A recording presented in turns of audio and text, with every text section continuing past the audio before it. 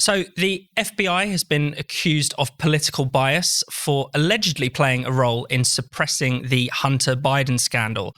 So Mark Zuckerberg was on Joe Rogan's podcast last week. He talked about how just before the New York Post dropped its big Hunter Biden revelation of the laptop from hell, the FBI were warning that there was about to be some foreign interference in the 2020 election.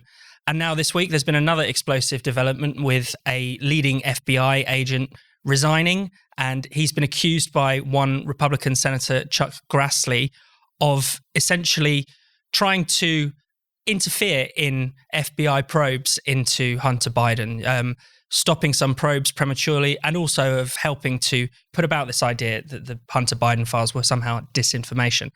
I mean, Tom, this is pretty extraordinary, isn't it? We're talking about, an institution that should be completely unpartisan, that justice is supposed to be famously blind. I mean, what do you make of it? Well, there's so much to claw over. I mean, I suppose the thing that's moved things on in recent days is this resignation from this Timothy Tebow character who denies that he had anything to do with any of the Hunter Biden allegations, we should say.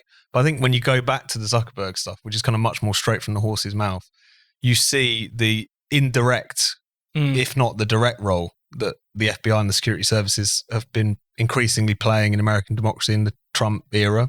I mean, it's fascinating that he just comes out and says it. He's not particularly pressed. They're having a general conversation about how do you suppress certain stories. Hunter Biden comes up and he just offers this story of the fact that, again, in the run-up to that story coming out, as you say, that they'd effectively, Facebook had been told by FBI officials that we're getting ready for this big kind of dump of Russian misinformation. Here are the sort of characteristics. Here's what you should be on your guard for. And so as a consequence of that, whilst they don't go the full extent that Twitter did, as far as just completely suppressing the spreading of that story and locking the New York Post, whose story it was, out of their accounts, but downgrading it in the news feed, suppressing its spread, whilst their fact checkers went to work on it and all the rest of it. And I think even in that example, first of all, you see that sort of hand-in-glove relationship between the American security state and big tech, which is really genuinely chilling. And it's almost just because of the fact that they were kind of primed to react in this way that they seem to react in this way. Now, if you couple that with the fact that so much kind of social media moderation is then sort of outsourced to this other layer of sort of security experts or fact-checking experts or whatever, you just create a situation where there's obviously a kind of predisposition towards censorship and censorship in a particular direction. And whilst the kind of further allegations that Chuck Grassley and other people have made in relation to the FBI kind of repressing this story or trying to suppress this story from within, we'll see that kind of come out in the wash in the weeks and months to come. Even the stuff that we know about is really, really suspect. You see this kind of systemic problem, if you like, which aligns aligns the censorship of the big tech platforms with the concerns, shall we say, of the security services. And even, that open letter that 51 former intelligence officials and former heads of the CIA, etc., signed, basically denouncing the Hunter Biden story back in October 2020, saying it was, even though they hadn't looked at it, it bared all the hallmarks of Russian disinformation, that even though they couldn't guarantee that that's what it was, it again was something that people should be deeply suspicious for. You see this incredibly sinister relationship between one and the other. And it gets to the point where it's quite clear that when people talk about big tech censorship as like a private company thing, it's a lot more complicated than that. It does become a kind of arm of the state at moments like this. And isn't that, we've talked about this a million times on the podcast before, but that's one of the problems with this term disinformation or misinformation, where it can be sort of wielded for partisan reasons, for reasons of protecting the establishment or things like that. It has nothing really to do with what is true or false. It sounds exactly like when Trump used to shout fake news or it's all China, basically. But then were Democrats and people who support Biden are pretty much saying, pointing at Russia as like pressing the big red Russia button anytime there's anything that is compromising for them. And, Tom makes a key point about big tech censorship in relation to what effect that has on public discourse. But it's also the case that, in relation to the FBI or any of the kind of sort of politicos that were, and indeed, newspaper journalists, reporters who were supposed to be sort of at least have the pretense of being in some way impartial or have a sense of what's good for politics about having a fair playing field, particularly in the run up to an election. you really recognize how corrosive the whole painting of Trump as this sort of devil incarnate, immoral, evil figure has had, because he's been painted as that and not just politically objectionable and someone to have a row with during an election. You have these individuals working in these places that are supposed to be, it's a bit like, it's sort of a bit like the civil service, what's happening in the civil service in the UK. You have individuals that's job it is to kind of rise above it, deciding for themselves that they want to engage in this moral crusade, and that actually the only thing to do and their main sort of MO has to be to stop this evil force. And so then you have, it should have, and it should do now in the future, reflect badly on the Biden presidency, because it's everything that they criticized Trump for being petulant, but also for being, personalizing politics in this kind of a way. I mean, it's his son, for Christ's sake. That they have no kind of moral high ground to stand on any longer, because they are copying the kind of, you faked the election, everything's rigged against me, everything that isn't, that I don't agree with is fake news. They're copying it by rote. In fact, actually, they were doing it before Trump. Yeah.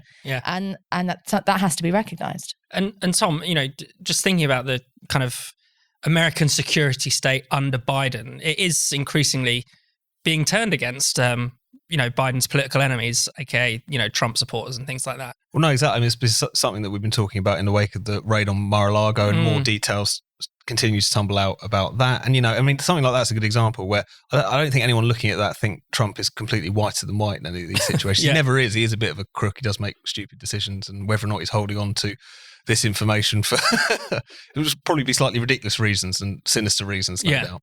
It gets increasingly difficult for people to take the interventions of whether it's the FBI or anyone else seriously, given their track record with absolutely everything else. And that's part of the picture. You can't ignore it, whether it was Merrick Garland, again, kind of sending, again, the sort of forces of the state effectively to go and investigate the protesters at school boards over critical race theory and COVID restrictions.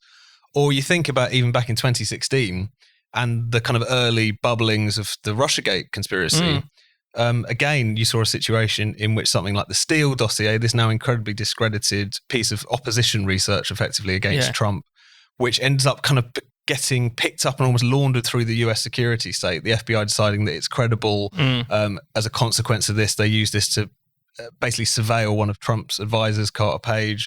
And then, of course, the story will eventually collapses, given the fact that the incredibly lurid allegations that were made against Trump, not just that he was Putin's puppet, but that he was cavorting with urinating Russian prostitutes and all the rest of it.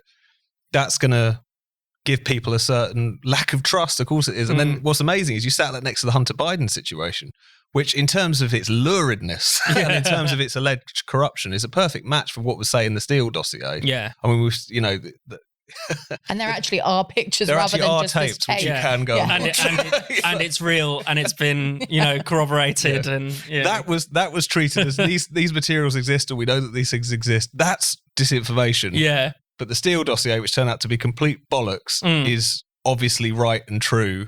Yeah. And we should, again, kind of adjust our investigations towards it. How is that not going to completely corrode trust? And how is that not going to make people quite rightly say that even if this isn't sort of coordinated, even if there's an element of it being sort of unconscious, that this bias is very real and very significant, and it pales into, and its power when you combine, say, the US security state with the big tech platforms is undeniable, really. And Ella, I mean, isn't it often the case that sometimes the censorship is worse than the crime? I can't imagine that we would have been talking, for so long about Hunter Biden and his antics. This is completely unimportant to us. There are obviously much more serious questions to answer about his corruption and things like that, but that might not be an international story in the way that it's become. I mean, the censorship is just so incredibly serious. Yes, and it's also just incredibly naive to think that in this day and age you can censor these kinds of things, because inevitably, particularly in the run-up to an election, the amount of dirt digging that's going on, all that kind of stuff, it seems like a terrible tactic for them. And I think it will, and I hope it will have some effect on, people commenting on Biden's presidency and the way in which he handles these things, because he is no friend of free speech. But the thing I was thinking about as well is that, to rewind back to Tom saying that it's kind of remarkable that Zuckerberg just sort of, spills out this information. Is that It's funny that no one's really asked him before. Yeah. Before this. But he's this kind of, he's the owner and the creator of this huge thing that's had such a huge impact on the world. And even he, along with everyone else, paints social media and, the internet as this incredibly dirty, terrible, terrifying thing. So even he, the person who sort of owns the internet, almost owns the main kind of one of the main communicating platforms on the internet, is just obsessed with this idea that you cannot let people get information or certain kinds of information.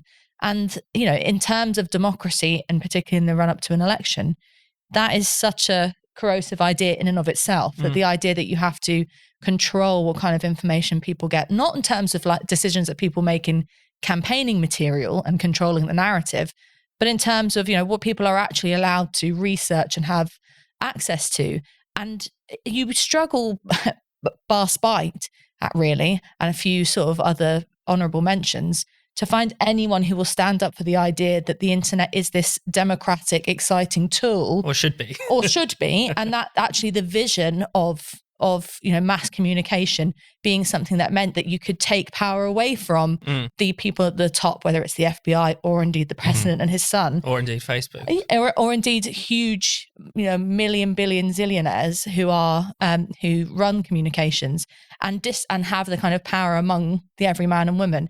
Is kind of it's completely lost, and I think that's a really bad thing. And the fact that they increasingly look like very interconnected institutions, by which I mean something like the US security services, Facebook, and then the kind of broader corporate press. Because the Hunter Biden story is such a terrifying illustration of how they're all kind of swimming in the same water to a certain extent. You have the kind of concerns and potentially the political prejudices of the US security state, which then kind of feed into what gets leaked to the press. This is one of Grassley's allegations, that when he and another senator were doing their own investigations into Hunter Biden, even before the laptop story comes out, that the FBI demand on having this briefing with them, which then becomes the pretext to say that, we think that a lot of this is disinformation, that the knowledge of this briefing and this assessment gets leaked to the press, the merry-go-round goes round again. And same with Facebook. Facebook is fascinating as well, because you get a snapshot in that interview of how he doesn't really want to make these decisions, Zuckerberg. Yeah. So you get this really unholy marriage of like corporate sort of cowardice on his part, or kind of corporate press gullibility on the part of the media, and these other interests which are there. And it just creates such a fearsome combination. And as much as we've talked about in this podcast about, the nonsense that Trump was spewing after the election and the corrosive impact of that and all the rest of that, you take all of those things together, so it's a lot more powerful and a lot more consequential in so many ways than Trump, foghorning is nonsense. Well, they never listened to Trump. No, part of the thing was that nobody ever listened to Trump. But and he was kicked off of those platforms.